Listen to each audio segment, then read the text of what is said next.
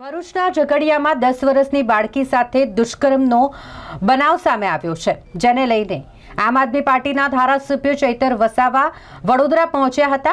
વડોદરામાં સારવાર લઈ રહેલ દુષ્કર્મ પીડિત બાળકી અને પરિવાર સાથે તેમણે મુલાકાત કરી હતી અને ત્યારબાદ આમ આદમી પાર્ટીના ધારાસભ્ય ચૈતર વસાવાએ ભરૂચ પોલીસ હેડક્વાર્ટર ખાતે ઉચ્ચ પોલીસ અધિકારીઓને આ મામલે રજૂઆત કરી છે।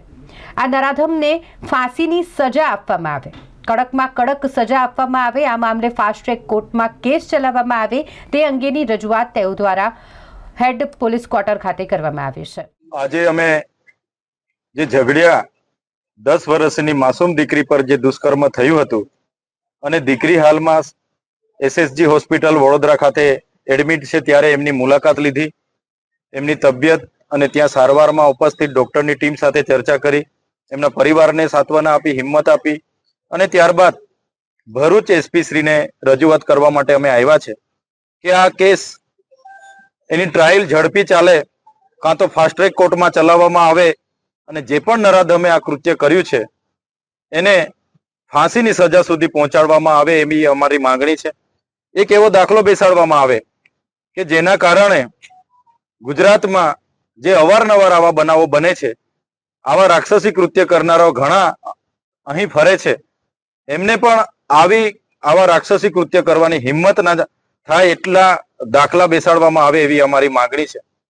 ભૂતકાળમાં દાહોદ હોય, બારડોલી હોય, સુરત હોય કે સમગ્ર ગુજરાત હોય, આ જ વર્ષે જાન્યુઆરીથી લઈને ડિસેમ્બર સુધી 648 જેટલા આવા દુષ્કર્મ, બળાત્કાર અને રેપની ઘટનાઓ બની છે।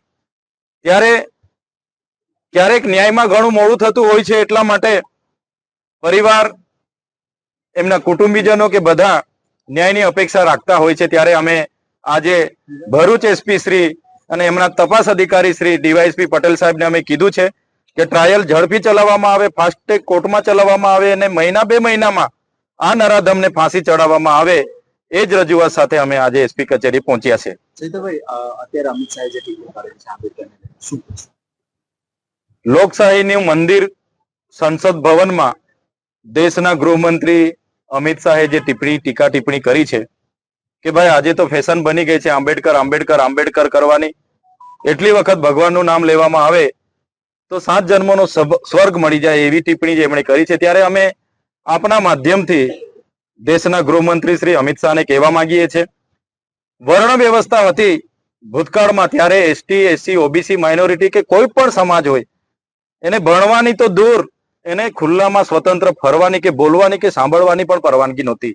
ત્યારે બાબા સાહેબની દેન છે કે આજે દેશના રાષ્ટ્રપતિ આદિવાસી મહિલા બિરાજમાન છે। ત્યારે આ સંવિધાનની દેન એ બાબા સાહેબની દેન છે, આ મહાપુરુષની દેન છે।